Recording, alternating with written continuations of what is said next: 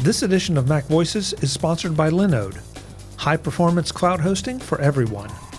Visit linode.com/MacVoices and take $20 off your first server package. Welcome to MacVoices. This is the talk of the Apple community, and I'm Chuck Joyner. Folks, as you know, one of the things I enjoy most is getting someone on MacVoices for the very first time to talk about what they do, and that's what I get to do today. I want to introduce you to Khoi Vinh. He is the guy behind Bumpr, an iOS app that, well, I'll let him tell you because I'm afraid I won't do a good enough job. Khoi, welcome to MacVoices. It's great to have you. Hey, Chuck. Thanks so much for having me. It's great to be here. Well, I really appreciate it, and thank you for reaching out, because I confess, and I apologize for this, I was not familiar with Bumpr, but after I saw the write-up, it's like, hey, this is really cool. I need to tell people about this. You mean you didn't see our Super Bowl ad last year? Well, you know what? I may have been going to the kitchen to get snacks, so sorry about that.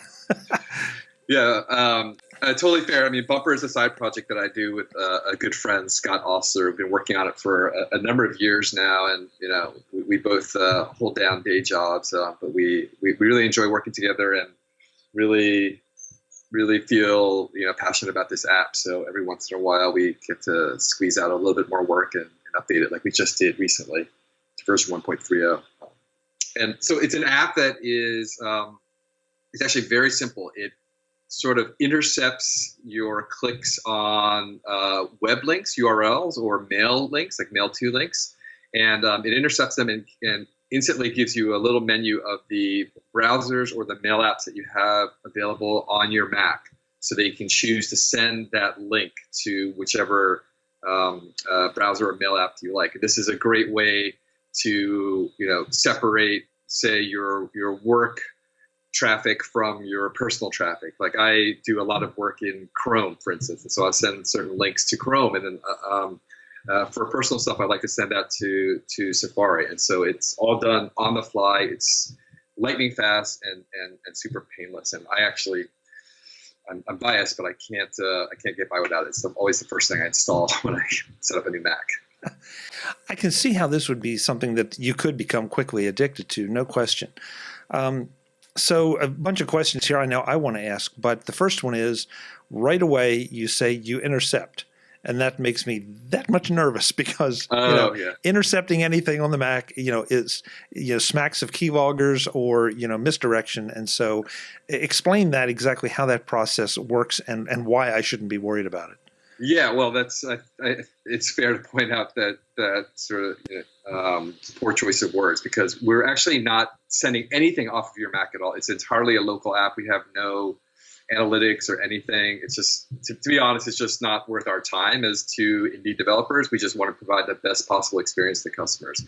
So what Bumpr is actually a very, very lightweight browser or mail app.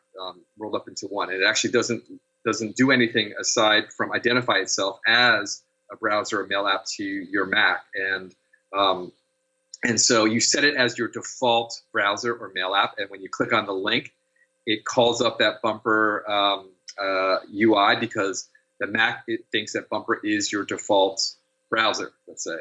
And then it lets you from there send it to a real browser. And so rest assured, we're not keylogging, we're not collecting any data or anything like that. It's entirely a utility that routes you to where you want to open a given link.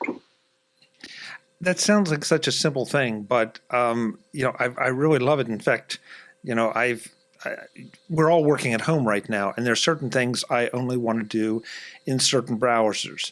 Maybe that's because my employer requires that. Maybe it's because it just, that particular link is going to work better in, say, something like Chrome. Or maybe it's just a matter of personal organization that, hey, I want to keep all the work stuff over here and all the personal stuff over here. And mail is even more so. So, that's phenomenal.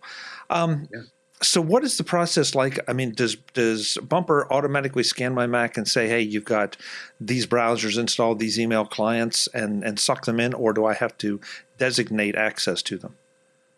Yeah, so you download Bumpr. It's available in the Mac App Store. You open it up for the first time, and then you basically add your browsers one by one. You can select from your applications menu and add them one by one. So it's not scanning your whole Mac. And so it's a very simple, lightweight setup process. It's essentially set it and forget it, and then all of those browsers are available to you. You also have the option of setting up custom browser rules as well, if you like, during setup. So you can say, all the URLs that I click on that go to such and such.com, they should be opened up in Firefox or in Safari or so forth. And people find those super helpful for links that they continually get for various projects or for work that's always from a certain domain and always needs to go to a certain browser. And so that's another sort of bit of enhancement that we've added recently that makes it really powerful. Okay, so I want to make sure I understand that right. So I put those browser rules in place. Does that mean I no longer have to invoke Bumpr? It just is automatically doing that in the background, behind the scenes? Yes. So if you click on any link to such and such.com, if you've created a custom browser rule for it, it'll open up automatically in that browser that you've designated. And so you don't need to even see the Bumpr menu at all. So it's even faster. Heck, that's worth the price of admission right there, just to be able to designate, again, for certain situations, you could drive yourself crazy trying to designate every domain, but for those that you frequently click and you need to have go somewhere specific, that's amazing. Yeah, absolutely. That's amazing. We think it's very simple, but there's I think a lot of power and control that you get in just these few features that we've built, and we like it that way, very honed, very, very streamlined. Linode.com/MacVoices is where you want to go if you need a virtual hosted cloud server. Why is Linode so great? Because that's what Linode specializes in. They feature native SSD storage, a 40 gigabit network, and industry-leading processors so that your server is fast fast. Because you pay for only what you use, with hourly billing across all plans and add-on services. No extra charges for data transfer. No hidden fees or nasty surprises at the end of the month. Because Linode has a new cloud manager with an improved user interface, so deploying your server or servers is easier than ever. Because Linode has data centers around the world, including one just launched in Toronto and one opening soon in Mumbai. So if location matters, Linode has it covered. Because they have a large documentation library to help you get started and help you make the most of your server. Because Linode has 24/7 live customer support, so if you get stuck or have issues, help is just a phone call away. Because Linode has a ton of add-ons, so that you can customize your server with exactly what you want and what you need. Backups, blocks, node balancers, load balancers, and much more. So what do you need to take advantage of all this? Visit linode.com/MacVoices to get set up and to get $20 credit towards your first server. Again, Linode.com/MacVoices gets you $20 off your first server. Check it out now and be up and running in minutes. Thanks to Linode for their support of MacVoices. Now, there's some, I think you can do it with Chrome, but I know there's some utilities out there where you can create, for lack of a better term, a little mini browser that you would only use, say, for banking or whatever. So do those show up as separate browsers? Do I have options to use those, or do we fall back to something like what you were just saying with the browser rules? So those are a bit more of a challenge for us because they don't necessarily identify themselves as URL handlers, I think is the term on the Mac. And so we have it on our roadmap to try to solve for them. And so and we've heard from a number of people that's a common use case, and we want to help resolve them with Bumpr. But right now, that is not one of the things supported in the app. No, it makes sense. I mean, because they're not full browsers. I don't know what the proper phrase would be. I think it depends on who makes it. So is this just Bumpr's reason for being, just to do this? Because if that's the case, then this is a terrific little sort of one-trick pony that solves a big problem for a lot of us. Yeah, I mean, we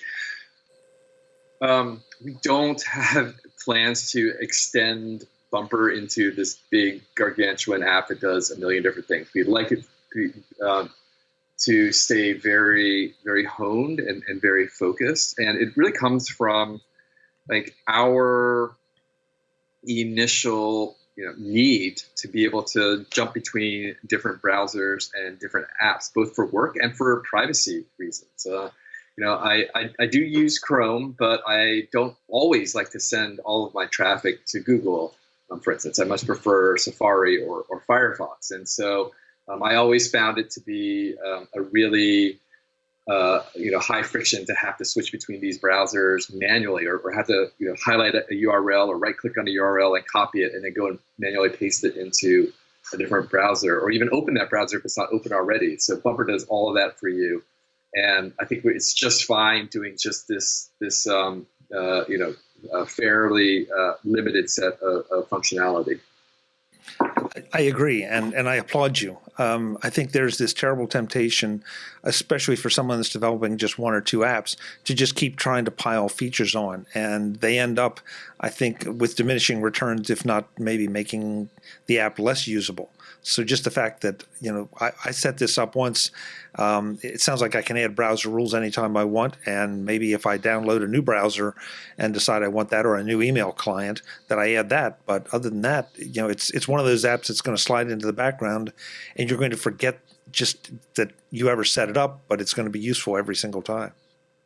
Yeah, I totally agree. I mean, we've heard from a lot of our customers that it becomes such an essential part of the way they think about just clicking on links on their Mac, that when they sit down somewhere else and they don't have that feature, it feels like there's something broken. And so, I mean, I would be lying if I didn't sometimes lay awake at night, in fear of Apple, essentially Sherlocking this feature and building it right into the operating system. But actually, it would be kind of a nice validation if they did that. So, well, let's hope that they didn't hear you too loudly. Yeah, right. But I can see reasons that they wouldn't necessarily want to, because they prefer, I think, to have everything going to Safari. So maybe that's just my bias, but I wouldn't think that this would be high on their list of things and features to add. Yeah, I think that's fair. I mean, to be honest, I think Bumpr is great for people who like Safari but maybe have to use another app. I mean, that's kind of my original motivation, because Safari is my favorite browser, and so it allows me to use Safari much more often than if I didn't have it. Right. Listen, as we go right now, as we speak, we're probably theoretically on the cusp of Big Sur. Yeah. So can we expect, or should we anticipate, any compatibility issues? So we're doing the work to get Bumpr 100% compatible with Big Sur right now. And so I think you can expect Bumpr to work with the new operating system at launch or shortly thereafter. Great. Bumpr is obviously what we're talking about. Do you all have other apps in the store? No, this is just the one. We both have day jobs that keep us pretty busy, and so this is our sort of little passion project / hobby. So, I mean, there's a pretty good list of features that we want to build. I mentioned it, that we want to keep it focused, but there are little enhancements that people have asked for, and compatibilities with the sort of single serving apps that you mentioned earlier. We want to solve for that. So it's going to keep us busy for a while without having to take on a whole new product to create. I love that.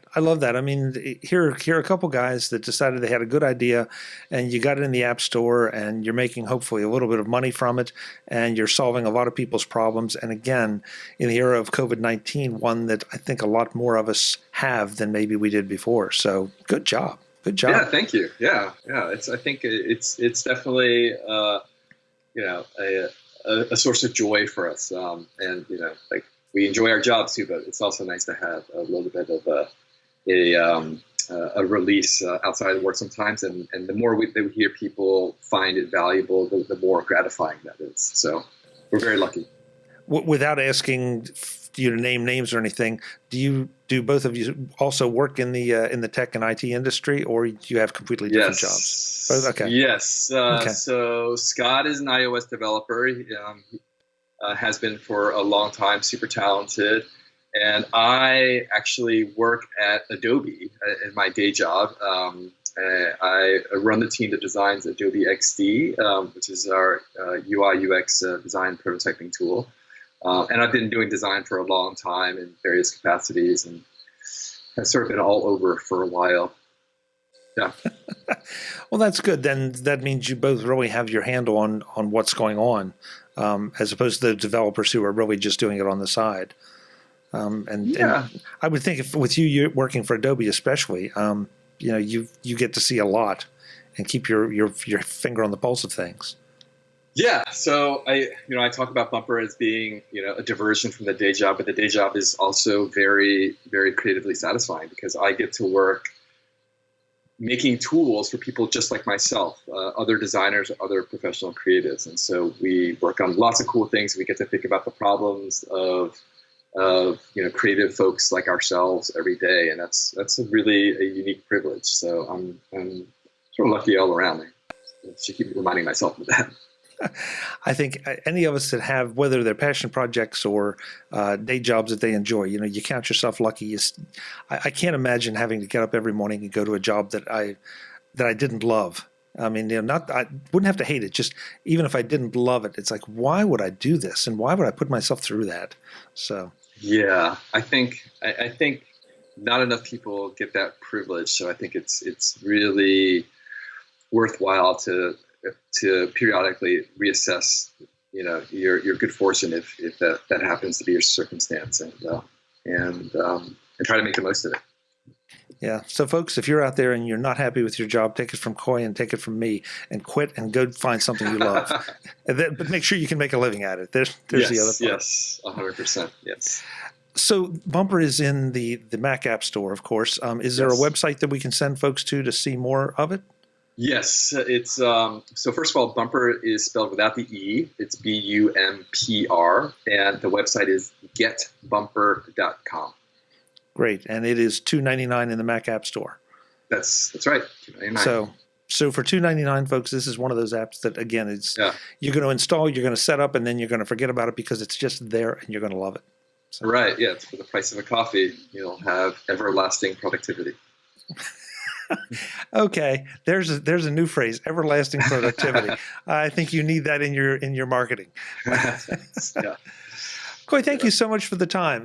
Very, very cool product. I really, really like the idea of it. It solves so many problems.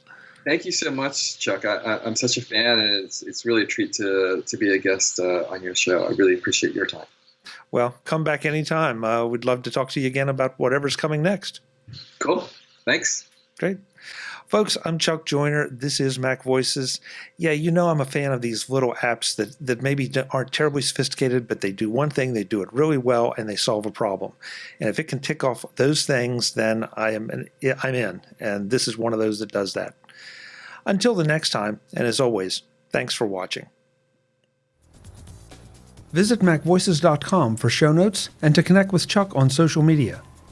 Get involved in our Facebook group or like our Facebook page, and get more out of your Apple tech with MacVoices Magazine, free on Flipboard and on the web. And if you find value in it all, consider supporting us through either our Patreon campaign at patreon.com/MacVoices or by making a one-time donation via the PayPal link on our front page and in the show notes of each episode. You will join these fine people who help bring you MacVoices.